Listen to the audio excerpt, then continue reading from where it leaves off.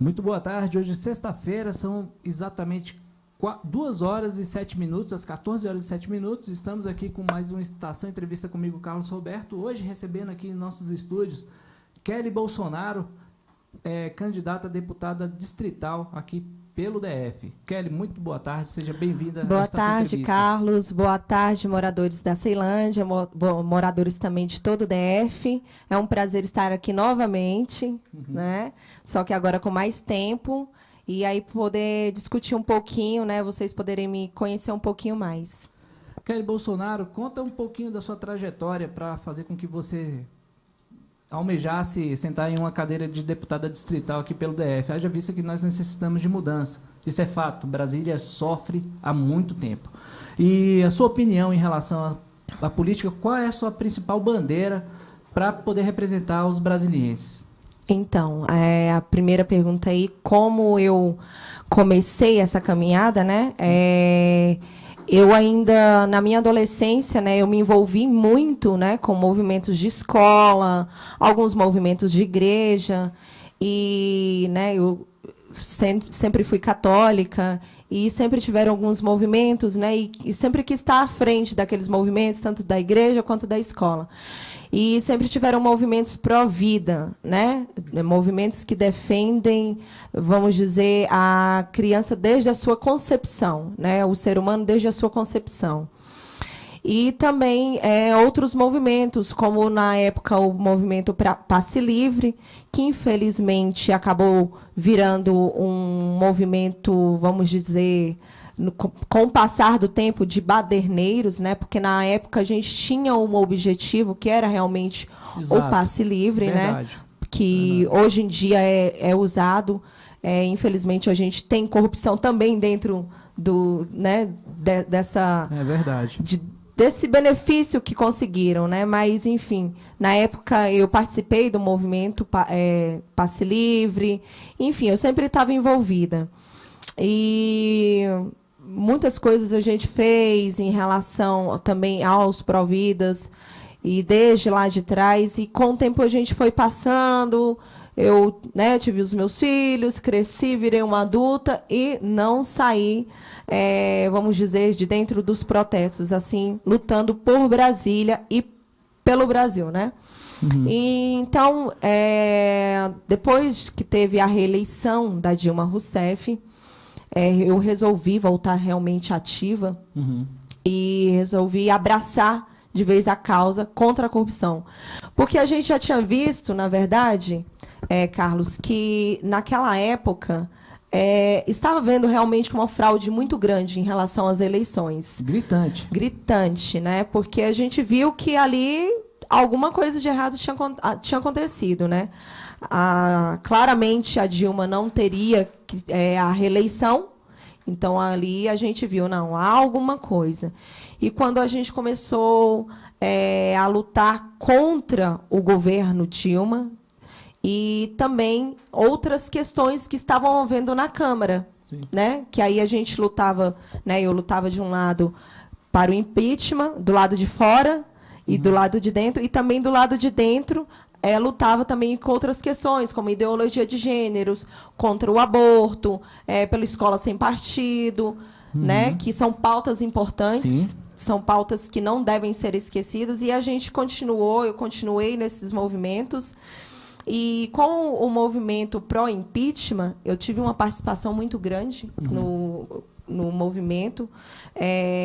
Eu acabei fazendo alguns protestos que teve grandes repercussões, né? Como você sabe, a invasão do jogo do Fla-Flu, né? Exato. Que muita gente conhece, que acabou fazendo assim a divulgação da manifestação. Eu não me lembro agora quanto que foi exatamente a manifestação, mas o jogo foram alguns dias antes, e a manifestação, graças a esta minha manifestação, nós conseguimos levar várias pessoas para a rua, né? Então teve uma grande repercussão. E, enfim, a nossa luta acabou sendo grande e conseguimos com que houvesse o impeachment da Dilma Rousseff. E muita gente pode olhar e falar assim, mas A gente não viu o resultado com o impeachment. Gente, teve resultado. Pode não ter sido da forma que a gente queria realmente, né? Esperava que fosse o impeachment.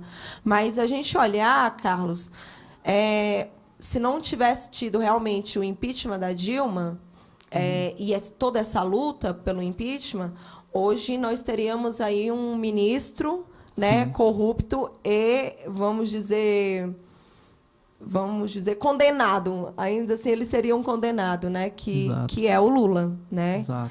Então, assim, a gente conseguiu barrar o Lula com toda essa movimentação, com vários movimentos. Eu participei fortemente aqui em Brasília, fui uma das lideranças aqui em Brasília, a gente se uniu bastante para isso. E foi assim que eu acabei sendo mais conhecida no DF, né? Exatamente. Por essa liderança. E foi isso. Qual foi a segunda pergunta que você fez? Agora não lembro. A questão, por exemplo, que te levou a vir como pré-candidata ao GDF. Então, foi tudo muito natural, porque desde quando eu comecei, eu me vi como uma cidadã que estava sendo roubada, que estava sendo enganada. Então, eu me vi no direito e no dever de protestar, manifestar contra tudo aquilo que estava acontecendo. Então, todas as coisas que eu podia fazer como cidadã, como ser humano, eu estava fazendo. Só que a gente tem que ir muito mais além disso. Porque os que estão lá hoje, né, na Câmara Federal, na Câmara Distrital, no Senado e em todo o lugar, né, no Poder Legislativo, Executivo, em todo lugar, infelizmente, são pessoas totalmente corruptas. Sim. E que não nos representam, né? É fato que ninguém ali representa. Uma minoria, eu não vou colocar nem 10% ali que representa a população brasileira. Então, eu me vi na necessidade, diante dos pedidos, né? Tanto da minha comunidade, quanto de pessoas que realmente estão hoje combatendo a corrupção, né? Combatendo a safadeza em geral, né, que estão querendo fazer contra as nossas crianças, né? Então, eles vieram, me pediram, Kelly, vem, sai, de início, era como deputada federal, mas eu vi a necessidade de Brasília realmente ter uma atenção maior. Então, eu vi assim, que realmente Brasília precisava de alguém diferente, porque nós não temos uma grande representatividade. As mulheres, né, as pessoas se queixam muito, né, que nós não temos mulheres na política, mas as poucas que nós temos não nos representam realmente, né? Só representam os seus interesses próprios, ou do partido, ou de uma categoria, uma suposta minoria. E então eu falei assim, eu preciso então ir e mostrar, né, que existe mulheres sim na política, e que a questão não é coisa de mulher ou de homem, mas sim de ser humano que quer fazer, ir lá e fazer diferente. Então, eu resolvi entrar, né, nessa, vamos dizer, nessa guerra pela CLDF, porque hoje virou uma guerra, né? São mais de 900 candidatos. Sim. E a gente vê aí a maioria envolvida com vários políticos já muito conhecidos, né, com corrupção, enfim. Infelizmente, ainda estão... vamos dizer, ganhando nessa disputa, mas a gente tem essa fé de que a população brasiliense vai dar uma visão maior para esses novatos que estão entrando. O meu partido mesmo, né, o PRP-DF, ele tem, a maioria nunca foi candidato a nada. Então, nós temos muitos jovens. E eu acredito que devemos dar chances a esses jovens, né? Eu estou jovem na política. Então, assim, a gente tem que dar chance para esses novatos na política, né? Deixar essas raposas velhas e agora deixar esses novatos que estão entrando agora, né? Começar a conhecer mais eles. Uma das principais preocupações aqui da cidade de Brasília, como um todo, você sabe, são 3 milhões de habitantes. Se eleita for, junto com os pares... Porque é importante falar isso, porque muitas pessoas falam a Câmara Distrital não tem como interferir na Câmara Federal. e nem no Senado. Mas o engraçado Tem, é que essas sim. pessoas alguns pré-candidatos levantam essa questão. Já prova que a pessoa não está preparada, porque tem um entendimento junto com a Câmara Distrital, Federal, Senado e Governo de Brasília para uma pauta que é interessante, que é a segurança pública e a educação do DF, além da saúde. Se eleita for, qual vai ser a sua prioridade em relação a essa questão da saúde pública e educação? A prioridade hoje, eu acho que vem em dois sentidos, que é a segurança pública, Sim. né, e a educação. Porque diante disso, aí a gente consegue fazer o resto das outras coisas.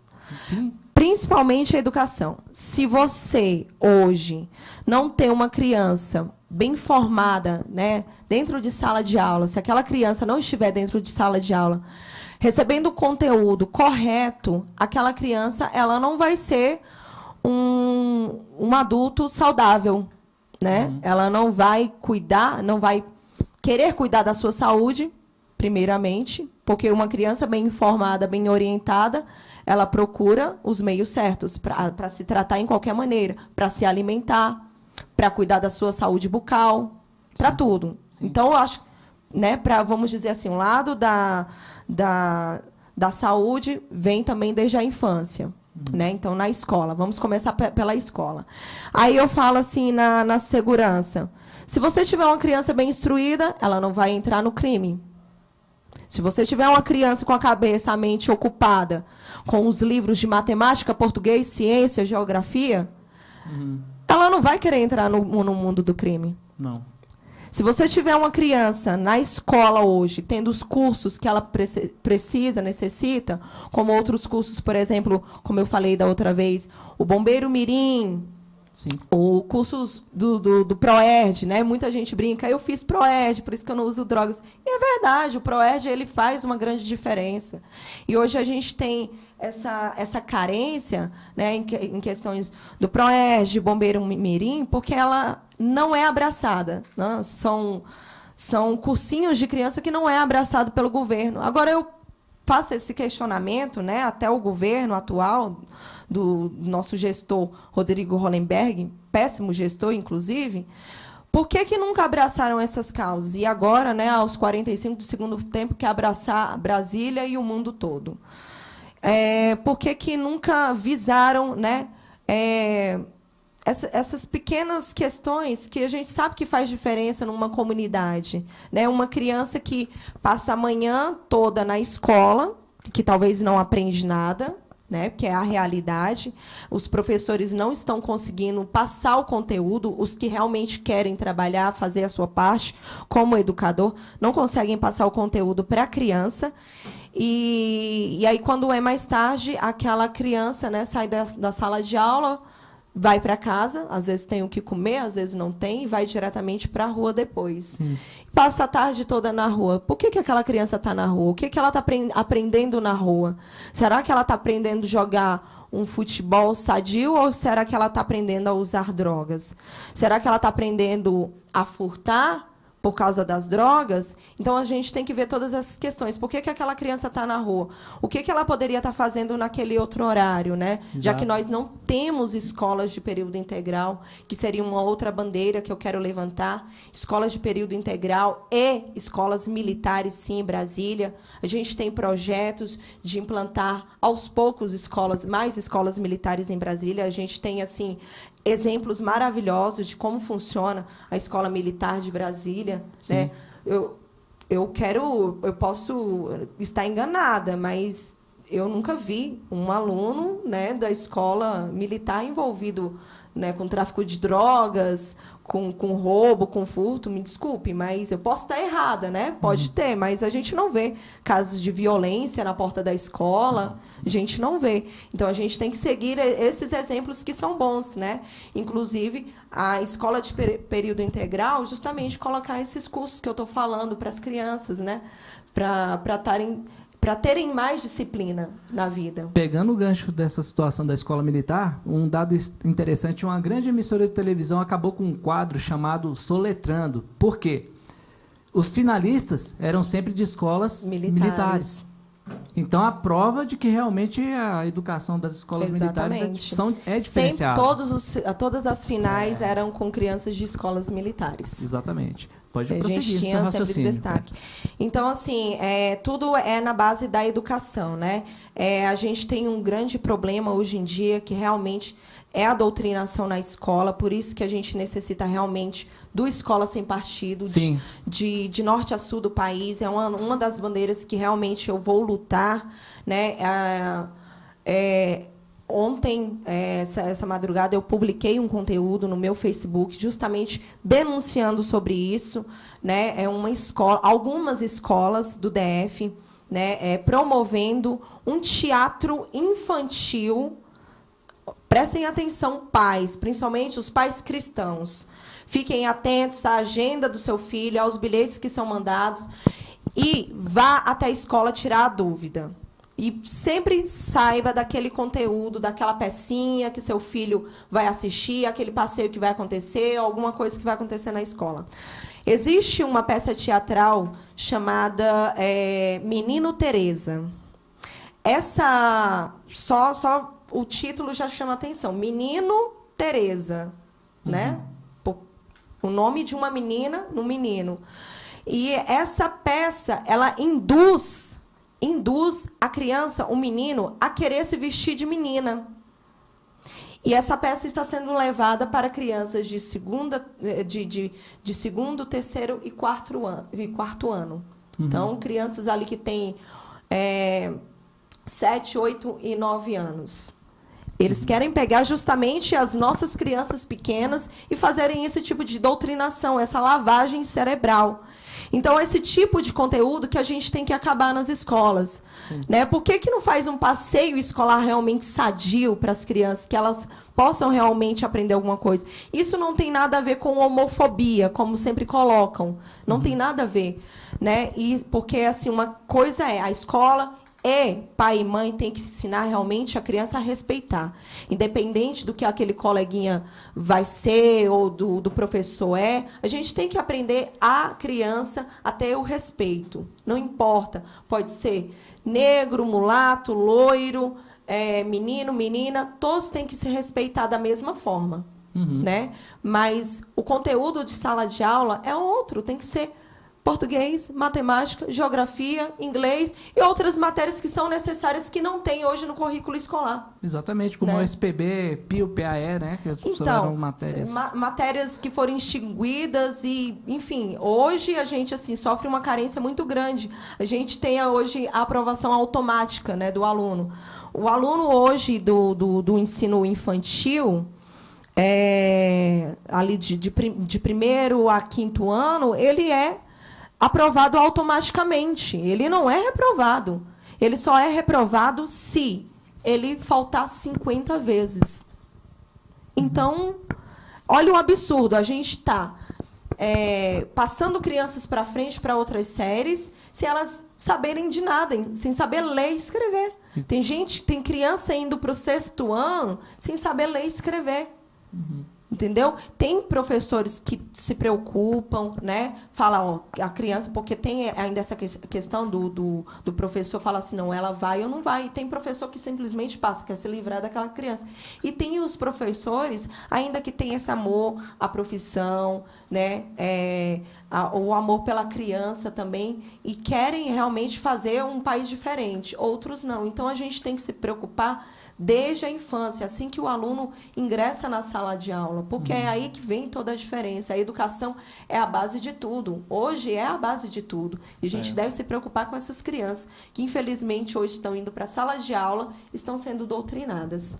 Muito bem. Esse aqui é o Estação Entrevista comigo, Carlos Roberto, e hoje entrevistando a candidata a deputada distrital, Kelly Bolsonaro. Kelly, você, durante a sua trajetória também, uma causa muito interessante e justa é Provida. Isso. Todos nós aqui, eu como cidadão, mesmo comunicador, sou a favor da vida. Fato. Ninguém vai poder tirar esse conceito. Essa questão, você encontrou muita dificuldade nesse meio, até porque tem um grupo que está interessado que essa lei seja aprovada, que é um absurdo. Na Argentina, recentemente, tivemos aí, graças a Deus, a coerência e a mão de Deus pesou sobre o Senado, creio eu, né, que eles impediram esse ato que eu julgo abominável. Né? Sua opinião a respeito desse tema? Então, eu não escondo de ninguém, eu sou uma ferrenha lutadora pela causa pró-vida, né? E quando eu falo causa pró-vida, eu não falo só que eu sou contra o aborto. Sim. Eu faço o trabalho que, vamos dizer, o Estado deveria fazer, que é de acolher as mulheres. Hoje existe uma casa pró-vida, né, em Samambaia, uma casa que vive pela ajuda da comunidade, né, dos benfeitores. Essa casa hoje ela acolhe mulheres que por muitas vezes desejam o aborto. Elas recebem tratamento psicológico, todo o tratamento necessário essas mulheres recebem, né? Elas são acolhidas realmente. E tanto pelo amor, né? Claro. A gente vê que existe mesmo o amor das pessoas que acolhem, e tanto pelas necessidades básicas delas, né? Roupa, vestimento, médico, psicólogos, creche para suas crianças, porque muitas chegam lá já têm outros filhos, e até que elas mudam de ideia, né? Deus, além do mais, esse lado cristão, Deus acaba tocando realmente no coração delas, apesar que é uma instituição de que vamos dizer, católica, né? Recebe ajuda católica, porém, independente da crença, ela recebe qualquer pessoa, né? Então, hoje, eles fazem um trabalho muito lindo, né? E eu também faço um trabalho por fora. Semana retrasada, eu fiz um resgate de uma senhora. Ela já é uma senhora de idade, né? Já estava com seus 42 anos, já está. E ela foi resgatada. Eu pedi socorro para fazer o resgate dela. Ela grávida de 6 meses, moradora de rua. E ela estava abandonada na rodoviária do Gama, e a gente resolveu resgatar ela. Levamos para o hospital, e lá ela ainda continua internada. Então, ela foi vítima, né, por várias vezes de abusos no meio da rua. Nós temos essa questão de abuso. Então, hoje ela foi acolhida. Mas aquela pessoa, além de estar na rua abandonada, esquecida pelo próprio governo, né? O governo de Brasília não tem essa atenção pelos moradores de rua, que temos muito, é uma outra questão ainda. É verdade. Que a gente tem que visar. Essa mulher ela estava abandonada. Aí vem lá um movimento feminista de não sei aonde, e de repente vira para mim e pode falar assim: ah, mas ela foi abusada, ela tinha que abortar. Bem, hoje ela está com 6 meses de gravidez, de gestação. Ao invés do movimento feminista virar e falar isso, eles poderiam falar assim: nós vamos acolher ela, nós vamos ajudar a dar um banho nela, nós vamos ver o que ela precisa, porque ela já é uma senhora, praticamente, já tem... Uma história de vida, né? É uma história de vida. Vamos ver o que ela precisa. Como outras meninas, né? A primeira opção que sempre esses movimentos colocam é o aborto, uma pílula na mão. Nunca vê aquela necessidade. O que tem por trás dessa pessoa? Quais são os traumas realmente? O que ela precisa? É de uma ajuda psicológica? É uma ajuda financeira? Já cheguei a pegar do meu bolso R$400 e comprar o Citotec da mão de uma mãezinha que ia abortar. Porque ela falou assim: eu já comprei o remédio, eu não tenho mais como pegar o dinheiro de volta. Esse dinheiro vai me fazer falta. Eu fui lá, então, juntei com os amigos e peguei e dei os R$400 para ela. Toma, mãezinha, os R$400 de volta, tenha seu filho, a gente vai fazer o que pode aqui. Então, ela hoje já está com o filhinho dela tem 3 aninhos. Ela não se arrepende de forma alguma de ter tido aquele filho, mas ela fala todo santo dia. Ela fala, eu teria me arrependido se eu tivesse abortado meu filho. Então, assim, é uma causa que a gente defende e que a gente sempre vai defender, é a causa pró-vida. Mas não é a questão só da criança. A gente defende também a vida da mulher. A gente quer que a mulher seja acolhida, ouvida, cuidada. A gente não quer só... E não é obrigação. Não pensem que é obrigação nossa. Não é. Né? Hoje a gente tem a situação do aborto ser, né, infelizmente, ainda autorizado nos casos de estupros. Então, assim, nós não temos, então, casos de mulheres que tenham que abortar por causa de estupro, porque mulheres que sofrem o estupro, ela é atendida rapidamente, ela toma o coquetel, tem toda aquela situação. Então, hoje nós não temos mulheres vítimas de estupro que precisam abortar o seu filho com 2, 3 meses de vida, né? Então, não existe essa coisa. Nós temos simplesmente que acolher e ouvir essas mulheres. Certo. E é isso. Nós não temos esse apoio do lado das feministas, nem do governo, nem de ONG nenhuma. Infelizmente, nós não temos. Exatamente. Olha só, mandar um abraço aqui para a Élvia, o Ribeiro, o Monteiro, tá lá do Rio de Janeiro acompanhando você, Kelly, no caso. O Emerson também, Bolsonaro, a Kélia Dal Torto, o Vitorino, Paulo Freitas, o Beto, meu xará, Giovanni Regis, o Marcelo também, a Lúcia Barros, o Pablo, né, a Alexandra Brito, o Wagner, a Adriana Silva, a Marilene, Edno, Natali, Berg, Adriano. Tem mais gente aqui, o Kaique também, mandando um alô para eles aí, viu? Um alô para todo mundo aí que tá assistindo junto com a gente. Tá te acompanhando aqui, o grupo é forte, né?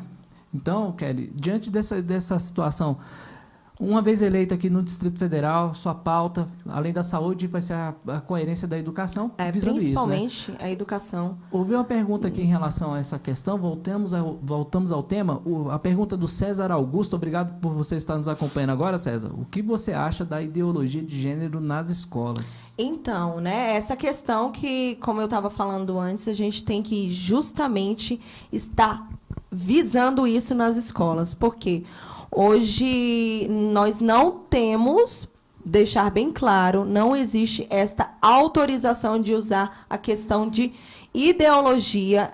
Essa palavra é extinta na escola. Ideologia de gênero.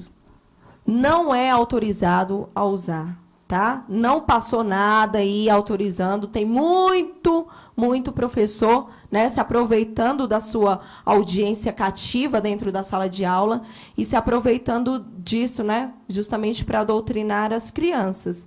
Então, na sala de aula, hoje tem o menino e a menina, o cidadão lá que você vai ter que educar e acabou.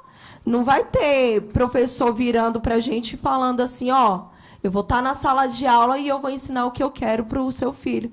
Não é assim, não.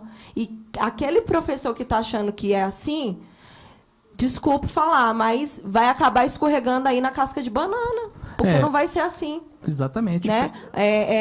Simplesmente chegar... Eu tenho 3 filhos hoje na escola, escola pública. E, graças a Deus, né, é uma escola muito boa, né, porque justamente isso, o diretor da escola, ele tem o máximo de respeito. Porém, a gente vê o restante das escolas de Brasília que, infelizmente, estão assim, dominadas, porque tem um professor ou outro que quer fazer o que quer dentro da sala de aula.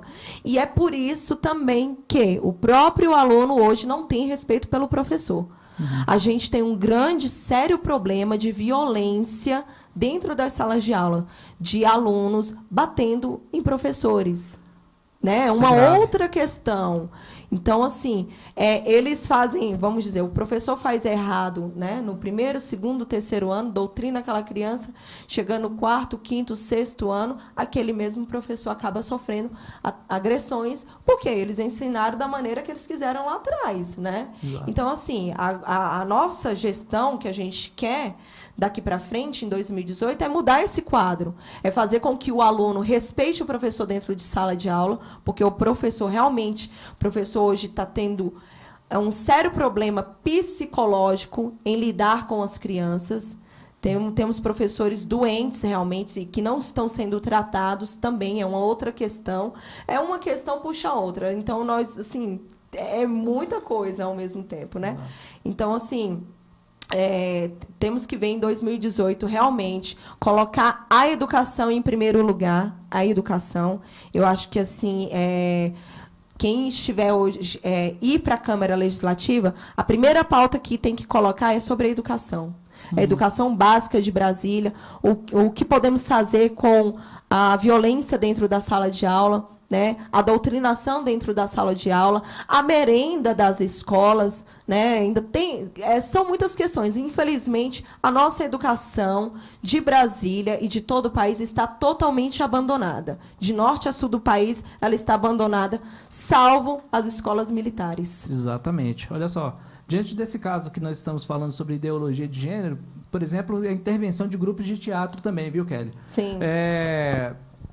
Houve a comissão, a trupe parlamentar, no caso, houve uma CPI, desculpa, onde o Rodrigo Delmasso convocou a companhia Hierofante de teatro, que foi surpreendida com a proposta do presidente do colegiado, Rodrigo Delmasso, com uma emenda parlamentar, né? Que foi do caso do pênis gigante. Exatamente. Para que você entenda o caso, no dia 8 de maio, 150 alunos de 14 a 16 anos acompanhavam uma peça chamada O Alto da Camisinha, no Centro Fundamental CEF número 3 de Planaltina, né? Essa peça foi representada por um pênis gigante, né, onde a companhia fazia alusão à prevenção de doenças, né? E aí, o que acontece? O Rodrigo Delmasso, no dia 14/6, convocou o diretor Anderson Floriano, diretor da Hierofante, para explicar o trabalho desenvolvido em relação a isso. E eles foram surpreendidos porque o Rodrigo Delmasso, de repente, ano eleitoral é sempre bacana, né? Decidiu ceder uma emenda parlamentar, dinheiro público, dinheiro seu. Você está nos escutando agora, dinheiro seu, viu, Kelly? Os amigos que estão aqui nos ouvindo agora, uma emenda parlamentar para que ele pudesse fazer uma peça retratando isso, cara. Eu acredito que... resumindo, ele engavetou o acontecido. Exatamente. Né? Ele passou a mão... ali, o filho faz uma traquinagem, desculpa a merda, vamos dizer assim, desculpa a palavra, e aí vai lá o pai passar a mão na cabeça da criança, depois ela vai lá e faz de novo aquilo, né? É tipo isso. Na época do acontecido, do ocorrido dessa peça teatral, eu liguei na escola, conversei com uma secretária que não quis passar para a diretora, porque aparentemente, né, depois do ocorrido, da grande repercussão, a diretora ficou com medo. E o que eles relataram era que, na verdade, a escola nem a Secretaria de Educação sabiam do conteúdo da peça teatral, do que estaria sendo oferecido para aquelas crianças. Certo. Agora, como uma peça de teatro daquele conteúdo, né, um pênis gigante, que deixou várias crianças constrangidas, inclusive, vai para dentro de uma escola e a escola não sabe nem o conteúdo. E aí, logo, eles jogaram a responsabilidade para a Secretaria de Saúde, né, dizendo que aquilo ali foi uma proposta da Secretaria de Saúde e, no fim, ficou elas por elas, ninguém pegou a responsabilidade. Né? Não basta você se retratar com uma nova peça. Acredito que aquilo ali feriu os direitos das crianças, sim, e que teriam que responder criminalmente. E aí que falta também representantes para estarem representando esses pais lá. Porque muitos desses pais são pais carentes, que não entendem de leis, que nem sabem o que está acontecendo dentro da sala de aula, infelizmente, porque são pais que precisam trabalhar, né? Às vezes sai 5 horas da manhã, chega 8 horas da noite, infelizmente não sabe o que está acontecendo dentro da sala de aula. Então, nós precisamos dessa fiscalização dentro das escolas e quando ocorrer realmente esse tipo de situação, como ocorreu e como vai estar ocorrendo nesse exato momento, né? Não me lembro qual é o teatro, não vou falar porque eu não me lembro qual é o teatro, mas sobre esse menino Tereza, quando ocorrer esse tipo de situação, já ter uma comissão preparada para defender a criança e os pais. Porque aqueles pais não sabem como se orientar. Aqueles pais não têm um advogado. Aquele pai não tem, vamos dizer, tempo de ir no fórum fazer uma denúncia ou numa delegacia. E na escola já tem que ter aquela comissão. E outra coisa, a escola hoje coloca o professor para tratar, vamos dizer, do problema psicológico da criança. Tá errado, tá tudo errado. Hoje nós temos que ter psicólogos profissionais responsáveis por aquela criança. O professor não está dentro da sala de aula para ser psicólogo. O professor está lá para ensinar vamos dizer, o beabá e acabou. Exatamente. Né? Então, assim, nessa situação aí, todo mundo falhou. A escola falhou, a Secretaria de Saúde falhou, de Educação falhou, e o Rodrigo Delmácio também falhou porque acabou engavetando, passou a mão na cabeça de todo mundo e ficou elas por elas. Não, engraçado que Brasília está jogada às traças. Eu espero, praticamente, em relação a que realmente exista renovação. Nós estamos aqui intermediando o debate com a pré-candidata Kelly Bolsonaro. Candidata, desculpa. A candidata Kelly Bolsonaro falando sobre os problemas aqui do Distrito Federal, que são muitos. Kelly, em relação à situação, por exemplo, que ocorreu com essa... Eu não vi empenho do deputado, né? Alguns outros bradaram. A criança que desmaiou de fome, a criança de 8 anos, no dia 17/11, né? 2017, quem é que não se lembra disso, né? Isso. Eu não vi preocupação em relação a isso, do governo, de forma efetiva para recriminar. Apontaram como se fosse falha da mãe, porque a mãe não levantou cedo e preparou comida, né? Para a criança. Então, Carlos, hoje, um dos meus focos é justamente sobre isso. Por exemplo, na Escola Classe 218 de Santa Maria, todos os dias chega criança por volta de 7 horas da manhã nos ônibus escolares, que são crianças de áreas rurais, que por infelizmente não ter escola nessas áreas rurais, eles têm que sair muito cedo de casa, nos ônibus escolares, e às vezes tem o café da manhã. Chega na escola, aí eles têm um lanche por volta lá de 9, 10 horas da manhã. Depois disso, eles não têm mais nada e muitas das vezes ficam até 1, 2 horas da tarde esperando o ônibus escolar retornar para buscá-los. Então, aquela criança, ela tem um lanche fraquíssimo dentro da sala de aula, às vezes o biscoitinho de sal com um leitinho aguado, e aí ela fica até 2 horas da tarde, 1 hora da tarde, com fome, simplesmente com fome. Porque a escola não fornece, também porque é limitado, um lanche muito limitado, né? Se ela der um pouco a mais, vai faltar no final do mês para as crianças. E tem ainda casos de crianças, né, saírem 8 horas da noite, porque o ônibus escolar demora e ela só retorna à noite para casa, né? Essas crianças das áreas rurais. Então, o que pode se fazer com essas crianças? Para você ver que tem tanta coisa errada. Primeiro, falta escolas na área rural. Segundo, já que não tem escola na área rural e essas crianças precisam ir para outras escolas, precisam pegar ônibus escolar, chegar cedo demais e ir embora tarde, essas crianças tinham, não só essas crianças, como as outras que já permanecem na escola, elas tinham que ter ao menos 2 refeições. Elas tinham que ter 2 refeições, sim, na escola.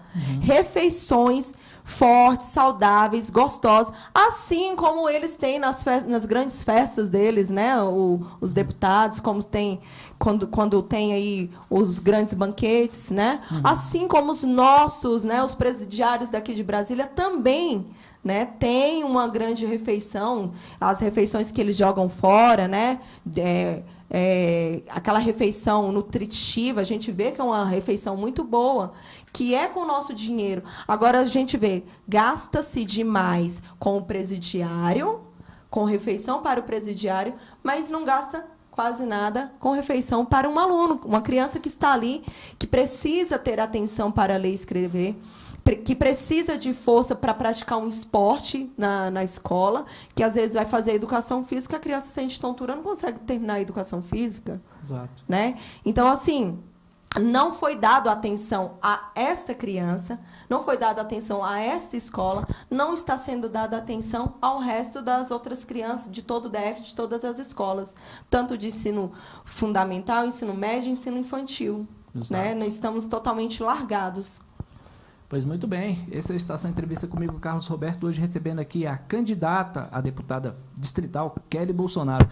Kelly Bolsonaro, gostaria que você deixasse um recado para a população do Distrito Federal. Nós já estamos encerrando, pode ficar à vontade e dê o seu recado para a comunidade, as pessoas que te seguem, né? E por que Kelly Bolsonaro 2018? Então, eu quero deixar um recado, na verdade, para os meus eleitores e aqueles que não vão votar em mim.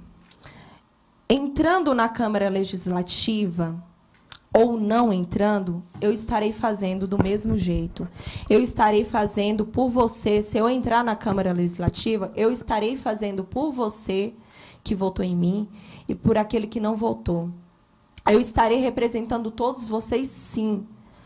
Porque hoje o que nós precisamos é de pessoas que nos representem, que olhem realmente as necessidades do povo, sem pensar, opa, será que eu vou, uma categoria eu vou agradar e outra categoria eu não vou agradar? Não, nós temos que fazer por todos. Temos que olhar, sim, pelas necessidades dos mais pobres. Nossa Brasília está totalmente abandonada, né? Então, nós precisamos de representantes que possam lá, se possível, chutar a porta do governador e falar, opa, eu quero aqui, ó, vai fazer aqui. E não é mês que vem, semana que vem, não, é para hoje. Nós precisamos de gente assim, lá agora. Para 2018, nós precisamos de mudança. E essa mudança, se não for agora em 2018, não vai ser nunca mais. Porque nós estamos perdendo. Aos poucos, a gente está perdendo. E perdendo espaço, a gente não vai conseguir as coisas que tanto a gente almeja para nossas comunidades, né? Que é uma escola melhor, um posto de saúde 24 horas, uma segurança pública que realmente trabalhe, né? Uma segurança pública que também seja olhada, que nossos policiais estão abandonados, a saúde dos nossos policiais está totalmente abandonada. Nós precisamos olhar para aqueles gastos, né? Os gastos geral vamos dizer, do governo, e falar assim, por que está gastando tanto com isso e não está gastando tanto com aquilo que realmente é para a comunidade? Por que lá o hospital não tem um médico? Por que não tem um pediatra?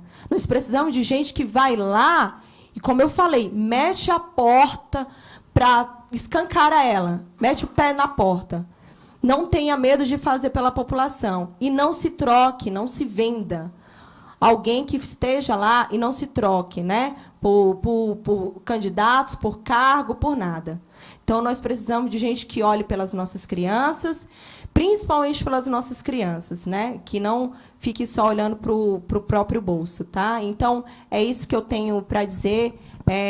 Eu realmente gostaria muito de representar vocês, representar a minha comunidade de Santa Maria, a comunidade da Ceilândia, que está totalmente abandonada, principalmente em relação à violência, há anos. E eu preciso realmente que vocês deem esse voto de confiança, né? Como eu falei, falam-se aí que mulheres não têm vez, mulheres não têm lugar, não estão na política. Está aqui uma mulher para representar vocês na política. Pois muito bem, esse foi o Estação Entrevista comigo, Carlos Roberto, recebendo hoje a candidata a deputada distrital, Kelly Bolsonaro, levando o recado até você. O programa Estação Entrevista tem um compromisso de levar os candidatos ao GDF, no caso nos cargos eletivos para deputado distrital, federal, Senado e governo, propiciando que você, eleitor, faça a sua escolha responsável no dia 7 de outubro. Quero agradecer a vocês pela audiência, pela paciência. Fiquem com Deus e até segunda-feira, se Deus quiser, com mais um programa Estação Entrevista. Boa tarde.